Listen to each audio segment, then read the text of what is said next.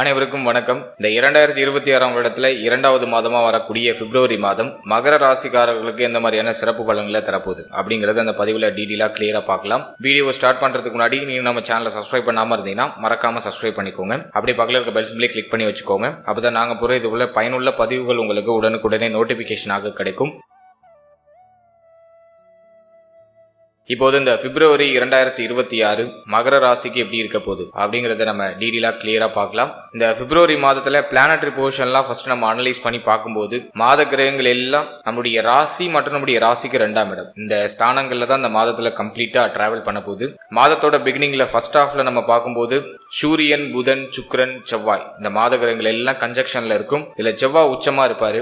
யோகாதிபதியாகிய சுக்கிரனும் புதனும் இந்த மாதத்துல ஃபர்ஸ்ட் ஹாஃப்ல எல்லாம் கன்ஜக்ஷன்ல இருக்கும். அப்புறம் ஒரு கிரகமா நம்முடைய ராசியை விட்டு விலகி நம்முடைய ராசிக்கு 2ஆம் இடத்துக்கு டிரான்சிட் ஆகி ராகுவோட போய் இணையுது. குரு பார்வையில இருந்தாலுமே ராகுவோட இணைகிறது இந்த கிரகங்கள் எல்லாம் ஒரு மாதிரி கொஞ்சம் நெகட்டிவான இன்ஃபுளுன்ஸை பண்றதுக்கு வாய்ப்பு அதிகபட்சமா இருக்கு. அதை நான் உங்களுக்கு டீடெயிலா எக்ஸ்பிளைன் பண்றேன். வருட கிரகங்கள்ல எந்த மாற்றமும் இல்ல. ஜனவரியில பார்த்த அதே வருட கிரக நிலை தான். அதாவது ராகு நம்முடைய ராசிக்கு 2ஆம் இடத்துல, கேது 8ஆம் இடத்துல, சனி பகவான் 3ஆம் இடத்துல, குரு பகவான் 6ஆம் இடத்துல. குரு வக்ரமா இருக்காரு, நான் வக்ர நிவர்த்தி ஆகல. இது ஒரு முக்கியமான விஷயம். இதுதான் இந்த மாதத்துக்கான கிரக நிலை. இப்போது இந்த பிப்ரவரி மாத ராசி பலன்களை நம்ம கிளியரா பார்க்கலாம்.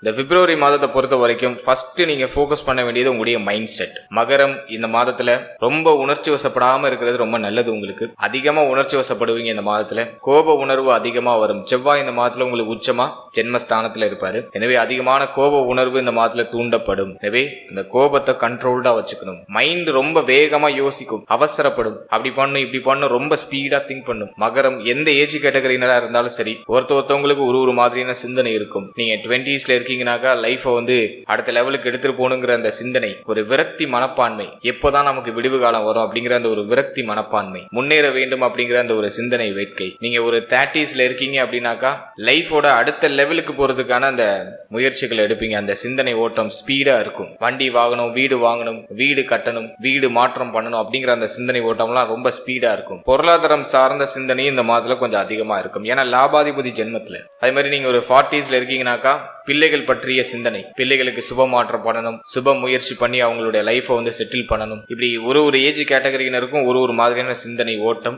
அந்த சிந்தனை இப்ப ரொம்ப வேகமா இருக்கும். ஏன்னா செவ்வாய் ஒரு விவேக கிரகம். அது ஒரு ஸ்பீடை குறிக்கக்கூடியது. எனவே அந்த வேகம் இந்த மாதத்துல கொஞ்சம் அதிகமா இருக்கும். சிந்தனை ஓட்டத்தை கொஞ்சம் நியூட்ரலைஸ் பண்ணிக்கணும். ரொம்ப அதிகமா திங்க் பண்ணக்கூடாது.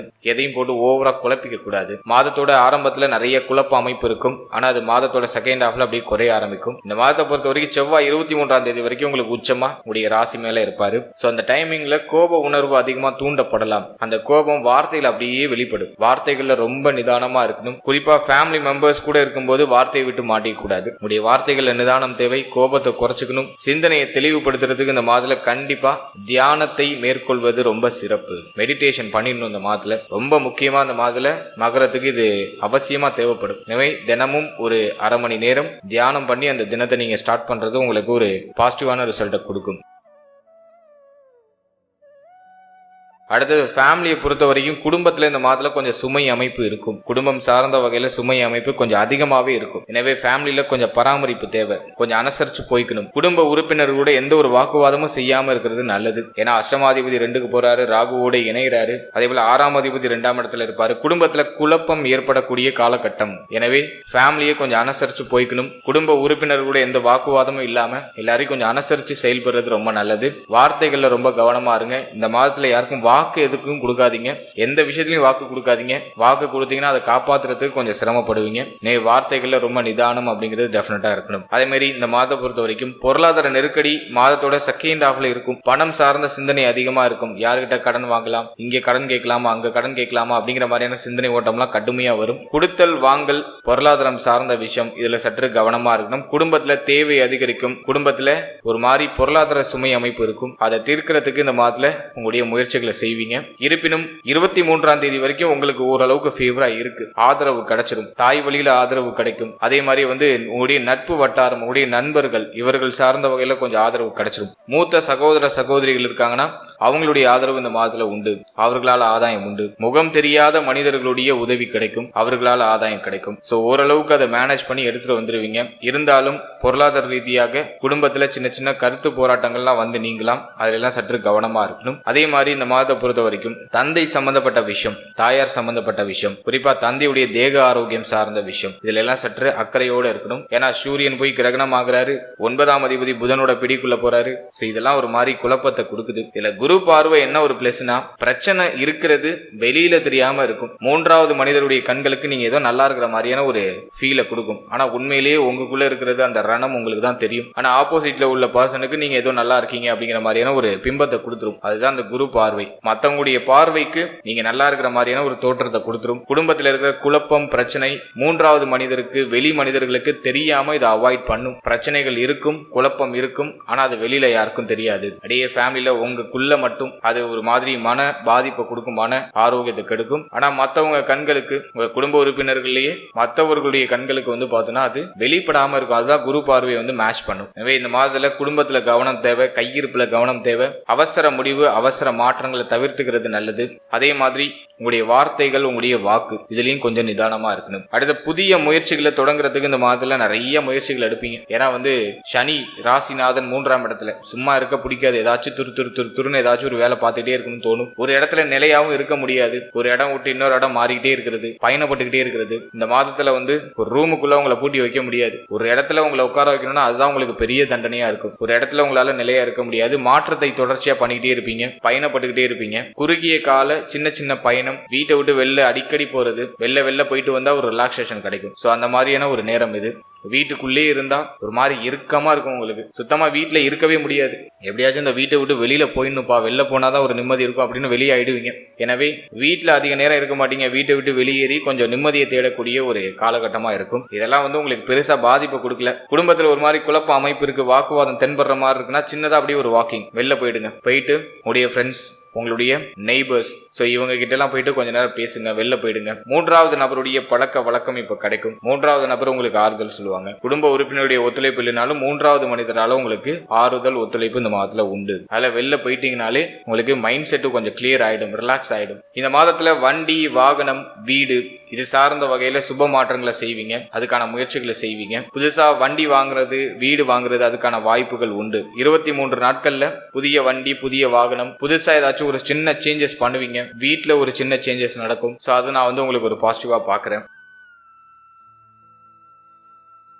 அடுத்தது குழந்தை பாக்கியம், பிள்ளைகள் சார்ந்த விஷயங்களை பொறுத்த வரைக்கும் இந்த மாதத்துல பர்டிகுலரா கொஞ்சம் கவனமா இருக்கணும். ஏன் அப்படின்னா 5ஆம் அதிபதியாகிய சுக்கிரன் ராகு பிடிக்குள்ள போறாரு. எனவே பிள்ளைகள் சார்ந்த வகையில சின்ன சின்ன வருத்த அமைப்புகள் நீங்க வாய்ப்பு இருக்கு, குழப்ப அமைப்புகள் நீங்க வாய்ப்பு இருக்கு. எனவே பிள்ளைகள் சார்ந்த விஷயங்கள்ல சற்று கவனமா இருக்கணும். இருப்பினும் 8ஆம் தேதி வரைக்கும் முதல் 10 நாள் உங்களுக்கு பிரச்சனை இல்ல. பிள்ளைகளால மகிழ்ச்சி, ஆனந்தம், பிள்ளைகளோடு இருந்து வந்த கருத்து போராட்டம் எல்லாம் குறையும். ஆனா செகண்ட் ஹாஃப்ல கொஞ்சம் கேர்ஃபுல்லா இருக்கணும். குறிப்பா 10ஆம் தேதிக்கு பிறகு பிள்ளைகள் சம்பந்தப்பட்ட விஷயங்கள்ல கொஞ்சம் எக்ஸ்ட்ரா கேரிங்கோட இருக்கிறது நல்லது. அடுத்த குழந்தை பாக்கியத்தை நம்ம பார்க்கும்போது, குழந்தை பாக்கியத்துல இந்த மாதத்துல நிறைய செலவு இருக்கும். மருத்துவ செலவுகளோட தடை தாமதத்தோட சுப செய்தியை எதிர்பார்க்கலாம். பஞ்சமாதிபதி ராகுவோடு இணைஞ்சாலே மருத்துவ செலவு கொடுத்துரும். இந்த குழந்தை பாக்கியம் இல்லையேங்கிற ஒரு ஏக்கத்தை கொடுத்து, கவலையை கொடுத்து அதுக்கான முயற்சியை செய்ய வைக்கும். அதை நான் உங்களுக்கு ஒரு பாசிட்டிவா தான் பாக்குறேன். அடுத்தது நம்ம பாக்குறது திருமண முயற்சி, திருமண வாழ்க்கை. இதெல்லாம் ரிசர்ச் பண்ணும்போது இந்த மாதம் கம்ப்ளீட்டா அன்ஃபேவரா இருக்கு. திருமண முயற்சிக்கு ரொம்ப ஃபேவரான டைமே இது கிடையாது. அதனால இந்த மாதத்துல திருமண முயற்சியை தள்ளி வைக்கிறது ரொம்ப நல்லது. ஏன் அப்படின்னா சுக்கிரன் பஞ்சமாதிபதி, மேலும் 10ஆம் அதிபதி, அவர் போயிட்டு ராகுவோட பிடிக்குள்ள போயிடுறாரு. அதே மாதிரி 2ஆம் இடத்துல இந்த கிரகங்கள்லாம் கூட்டணி வைக்குது. அஷ்டமாதிபதியோட இணைஞ்சிருக்கு. சூரியன் உங்களுக்கு 2ஆம் இடத்துல இருப்பாரு. எனவே இந்த நேரம் திருமணம் சார்ந்த பேச்சுவார்த்தைகளுக்கு சாதகமான நேரம் இல்லை. குடும்பத்துல ஒரு மாதிரி சோகம், வருத்தங்கள் அப்படியே ஒரு மாதிரி எட்டி பார்க்கும். எனவே இந்த நேரத்துல திருமண முயற்சிக்கு இது ஃபேவரா தெரியல. திருமண முயற்சி தள்ளி வைக்கிறது நல்லது. இந்த நேரத்துல திருமணம் சார்ந்த பேச்சுவார்த்தைகள் எடுக்காம இருக்கிறது சிறப்பு. அது எடுத்தீங்கன்னா ஒரு மாதிரி காரசாரமான ஒரு வாக்குவாதத்துக்குள்ள போகும். பேச தெரியாம பேசி வர வாய்ப்பையும் நம்ம அப்படியே தட்டி கழிச்சுப்போம். நம்ம நல்லது சொல்ல போனா நமக்கு கெட்ட பேர் தான் வரும். இந்த மாதிரியான ஒரு டைம் இது. இல்ல திருமண முயற்சி இந்த நேரத்துல தள்ளி வைங்க. அடுத்த திருமண வாழ்க்கையை பொறுத்த வரைக்கும் வாழ்க்கை துணையோட கண்டிப்பா அந்த மாதத்துல அனுசரிச்சு போய்க்கணும். ஏன்னா 2ஆம் இடத்துல அஷ்டமாதிபதி வர்றது குற்றம், ராகு ஆல்ரெடி இருக்காரு, புதன் 6ஆம் அதிபதி அவரும் அங்க போயிடுறாரு. எனவே இயற்கையான வாக்குவாதங்கள் அதிகமா வரும். அதே சமயத்துல பாதிப்புகள் பெரிய அளவுக்கு இருக்காது. வாழ்க்கை துணை உங்களுக்கும் உங்களுடைய வாழ்க்கை துணைக்கு இருக்கக்கூடிய பிரச்சனைகளும் வாக்குவாதங்களும் வெளியில தெரியாம இருக்கும், வெளி மனிதர்களுக்கு தெரியாம இருக்கும். ஆனா இந்த மாதத்துல கடுமையான வாக்குவாதம் நீங்க வாய்ப்பு இருக்கு. வாழ்க்கை துணையை அனுசரிச்சு போய்க்கணும். வாழ்க்கை துணையுடைய தேக ஆரோக்கியத்துல முக்கியமா கவனமா இருந்துக்கணும். வாழ்க்கையுடைய தேக ஆரோக்கியம் சார்ந்த வகையில ஏதாச்சும் வருத்தங்கள் போகலாம், அதுல கொஞ்சம் அக்கறை எடுத்துக்கிறது நல்லது. கம்ப்ளீட்டா அந்த மாதிரி வாழ்க்கை துணை சார்ந்த விஷயங்கள்ல கொஞ்சம் பொறுமை, நிதானம், அக்கறை டெஃபினட்டா இருக்கணும். அடுத்தது உடைய தொழில், உத்தியோகம், இதெல்லாம் நம்ம ரிசர்ச் பண்ணி பார்க்கும்போது 6ஆம் இடத்துல குரு. தொழில் உத்தியோகத்துல ஒரு மாதிரி பயண அமைப்புகள் தொடர்ச்சியா இருக்கும், ஒரு மாதிரி மாற்ற அமைப்புகள் தொடர்ச்சியா இருக்கும். இந்த மாதத்தை பொறுத்த வரைக்கும் உத்தியோகத்துல ஓரளவுக்கு பாசிட்டிவான ரிசல்ட் உண்டு, உத்தியோகத்துல வளர்ச்சி உண்டு, மாற்றம் உண்டு. ப்ரமோஷன்ஸ் எதிர்பார்க்கறீங்கன்னா அதுல தடை அமைப்பு இருக்கும். தடை தாமதத்தோட ஒரு சிலருக்கு ப்ரமோஷன் எல்லாம் கைக்கூடி வரலாம், ஆனா கடுமையான தடை அமைப்பு காமிக்குது. அதே மாதிரி நீங்க பணிபுரியக்கூடிய இடத்துல சக ஊழியர்களோட சற்று அனுசரிச்சு போய்க்கணும். சக ஊழியர்களால ஒரு சில செலவுகள் நீங்களாம், அதெல்லாம் கொஞ்சம் கவனமா இருக்கணும். அடுத்தது தொழிலை பொறுத்த வரைக்கும் இந்த மாதத்துல கொஞ்சம் கூடுதல் விழிப்புணர்வு தேவை. இன்வெஸ்ட்மெண்ட்ல இந்த மாதத்துல அவாய்ட் பண்ணிடுங்க. பிப்ரவரியில மகரம் எந்த தொழில் இன்வெஸ்ட்மெண்ட் பண்ணாதீங்க. ஆல்ரெடி நீங்க ஒரு தொழில் பண்ணிட்டு இருக்கீங்கன்னா இந்த மாதத்துல அதை எக்ஸ்பேண்ட் பண்ணுவோம், அதை இன்னும் கொஞ்சம் விரிவாக்கம் பண்ணுவோங்கிற சிந்தனை எல்லாம் வரும். அதெல்லாம் இந்த மாதத்துல அவாய்ட் பண்ணிடுங்க. ஏன்னா ராகுவோட போய் 10ஆம் அதிபதி இணைகிறாரு, பிரம்மாண்ட சிந்தனையை கொடுக்கும், கடுமையான செலவுல எடுத்து விட்டுரும். அதனால இந்த மாதத்துல பர்டிகுலரா நீங்க தொழில் சார்ந்த முக்கிய முடிவு, முக்கிய மாற்றம், தொழில் சார்ந்த இன்வெஸ்ட்மெண்ட் இதெல்லாம் கொஞ்சம் அவாய்ட் பண்ணிக்கிறது நல்லது. கோச்சார் ரீதியா சரியா இல்ல. அதே மாதிரி இந்த மாதத்துல தொழில தொடர்ச்சியா நடத்த முடியாத அளவுக்கு ஏதாச்சும் தடை அமைப்பு வந்துகிட்டே இருக்கும். தொழில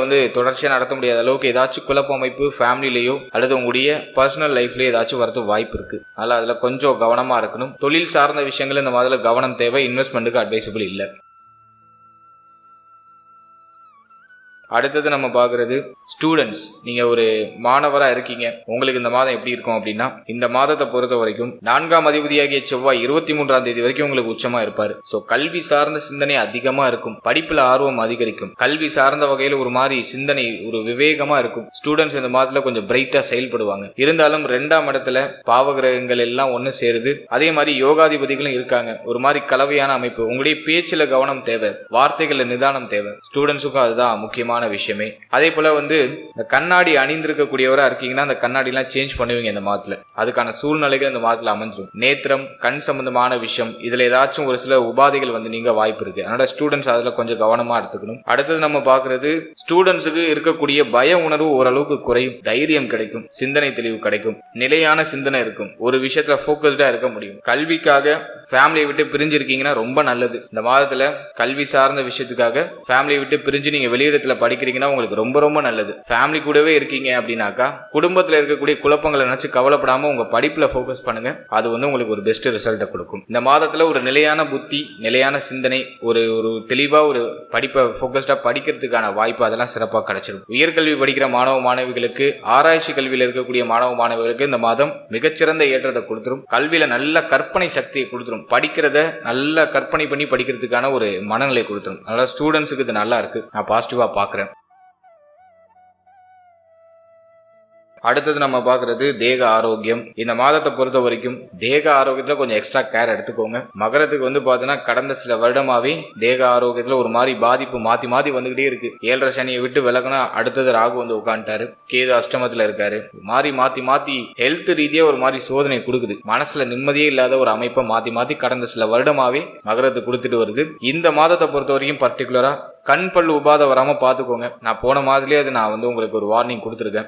இந்த பிப்ரவரி மந்த்லயும் அது கண்டினியூ ஆகுது. முக்கியமா இந்த மாதத்துல எஃபெக்ட் கொஞ்சம் கூட இருக்கலாம். கண் பல்லு உபாதை வராம பாத்துக்கணும். அதே போல பார்த்தோன்னா முகத்துல ஏதாச்சும் அன்வான்டா ஏதாச்சும் டிசீஸ் வரது வாய்ப்பு இருக்கு. முகப்பரு வருது, முகத்துல தேமல் வருது, அல்லது ஏதாச்சும் ஒரு அன்வான்டா கொஞ்சம் அன்ஈஸியா ஃபீல் பண்ற மாதிரியான ஒரு சில தோற்ற அமைப்புகளை முகத்துல கொடுக்கலாம். புதன் ராகு இணைவு இருக்கிறதுனால ஒரு சிலருக்கு ஸ்கின் டிசீஸ் இந்த மாதத்துல வரது வாய்ப்பு இருக்கு. அரிப்பு சம்பந்தமான பிரச்சனை வரதுக்கான வாய்ப்புகள் உண்டு. அதனால கொஞ்சம் கவனமா இருக்கணும். மேலும் இந்த மாதத்துல வயிறு சம்பந்தமான விஷயம், உங்களுடைய கழிவு நீக்க உறுப்புகள் சம்பந்தமான விஷயம், இதுல எல்லாம் சற்று அக்கறையோட இருக்கணும், கவனத்தோட இருக்கணும். இந்த பகுதிகளில் ஏதாச்சும் பிரச்சனை நீங்கலாம். சோ சற்று கவனம் எடுத்துக்கணும். மேலும் தலைப்பகுதி, முகப்பகுதி, இந்த பகுதிகளில் ஏதாச்சும் காயங்களோ அல்லது தழும்புகளோ வந்து நீங்கலாம். ஸோ இந்த பகுதிகளில் சற்று கவனமா இருந்துக்கணும். ஓவராலா இந்த மாதத்துல ஹெல்த்ல கொஞ்சம் எக்ஸ்ட்ரா கேர் எடுத்துக்கணும். மனதில் அடையாளம் புரியாத கவலை வந்து நீங்க வாய்ப்பு இருக்கு. நல்ல மன ஆரோக்கியத்தை தக்க வச்சுக்கோங்க. இஷ்ட தெய்வ வழிபாட்டோட நாட்களை தொடங்குங்க.